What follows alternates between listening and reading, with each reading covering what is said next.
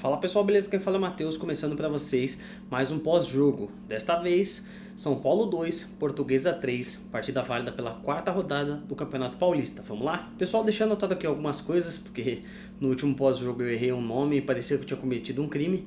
Então eu vou falar para vocês algumas coisas que eu deixei anotado, algumas observações da partida. Há 13 anos o São Paulo não perdia para a Portuguesa e há 16 anos a Portuguesa não ganhava de um grande no Paulistão. Parabéns para o São Paulo e para o Hernan Crespo, que conseguiu quebrar 2 tabus de uma noite só, noite de renúncia do Casares. Uma notícia boa, mas querendo ou não, a partida reflete toda a gestão Casares, um desastre total.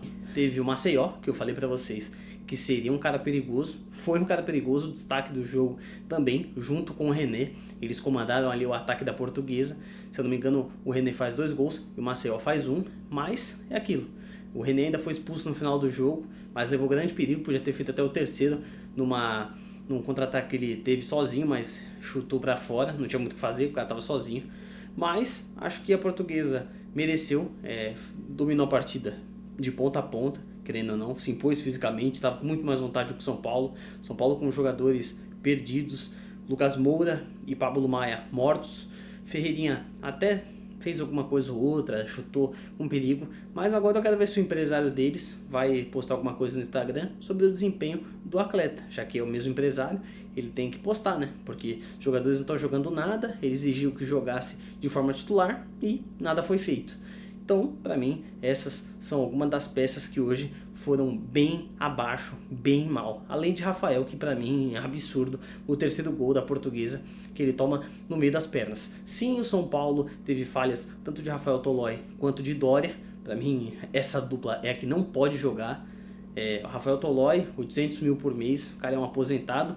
E o Doria, ele tem que voltar lá pro futebol mexicano, futebol turco, não sei, ele precisa ir para um futebol alternativo, porque o futebol dele no Brasil não sobra em nenhum clube, só o São Paulo mesmo para pegar esse refúgio que foi o Doria.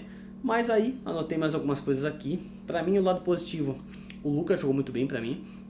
Apesar do Ferreirinha não ter jogado tão bem, eu gostei porque as nossas alas ficaram bem mais rápidas. O Cedric jogou, isso já é um alívio para o torcedor, muitas vezes ele não joga, então o Cedric conseguiu jogar bem.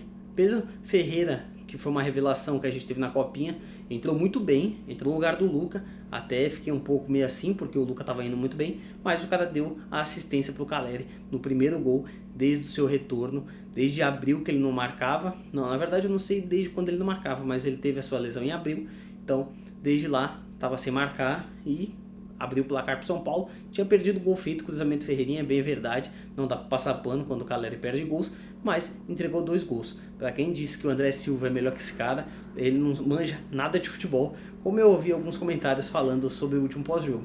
Então, para mim, o cara não manja nada quando ele compara André Silva e Caleri na mesma, ele coloca na mesma frase, para mim já tá errado. Tapia no lugar do Cedric, para mim foi o principal erro do Hernan Crespo. Ao invés dele levar um ponto para casa, ficar na moral, jogar a pressão pro Palmeiras depois do resultado frustrante do Abel Ferreira, ele quis inovar. Só que ele esqueceu de avisar qual jogador ficaria no lugar do Cedric. E foi essa bagunça que fez a Portuguesa virar a partida. Querendo ou não, eu não vou culpar o jogador da base. Nenhum jogador da base aqui eu vou queimar. O Nicolas ali não tinha o que fazer. Para mim, Doria e Rafael Tolói, que são mais experientes, estavam errados. Querendo ou não, o Negruti ele estava um pouco abaixo, mas mais uma vez não vou queimar jogador. E eu acho que o Luca, como eu tinha dito, mandou muito bem. O Marcos Antônio entrou meio assim, não vi nenhum brilhantismo, jogou bem, considerando que o Pablo Maia morto que saiu. Luciano jogou bem, tanto é que o gol que o Bobadilha cruza pro Caleri, é o Luciano que faz a jogada rápido, porque senão o São Paulo não ia cobrar aquele lateral rápido. Então o Luciano foi importante sim para esses 2 gols, por mais que não veio a vitória. Ele teve uma percepção bem do jogo, ainda mais entrando no segundo tempo, não começando desde o começo.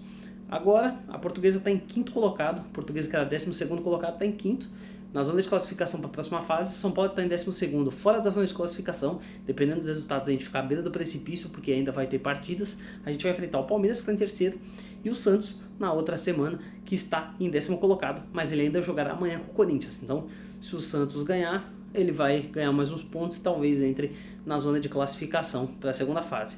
São Paulo ele corre sérios riscos realmente de ser rebaixado no Paulistão, não é brincadeira. E no Brasileiro não seria diferente, a gente vai estrear contra o Flamengo e a chance também de cair no Brasileiro, só da gente ver o nosso desempenho, é de se pensar. E será que o Hernan Crespo não tem nenhuma culpa nisso? A gente tem que parar de passar pano pro Hernan Crespo toda hora, começar a cobrar, porque essa questão de peças ele tá certo, só que ele tava com o jogo na mão quando ele joga com o sistema de 4 defensores, aí ele muda para os 3 defensores de novo e toma a virada da Portuguesa. Foram 25.544 torcedores para ver esse vexame que o São Paulo deu. A única boa notícia é que a gente comemorou que o Casares renunciou e toda a cor já está saindo junto com ele, renunciando, fazendo rescisão, se licenciando, enfim, tá saindo. A gente só deseja sorte para esse presidente de transição, fazer o mínimo possível para transformar a gente numa SAF e quem sabe o São Paulo até o seu centenário consiga se consertar. Pessoal, esse foi o pós-jogo de São Paulo 2, Portuguesa 3, partida válida pela 4ª rodada do Campeonato Paulista. Espero que vocês tenham gostado, deixe seu like, comente, compartilhe e até mais. Agora a gente vai contra o Abel Ferreira, ele em crise, a gente já sabe o que isso significa, né? Então eu vejo vocês no próximo pré-jogo, que a gente vai falar um pouco mais sobre o clássico Choque Rio.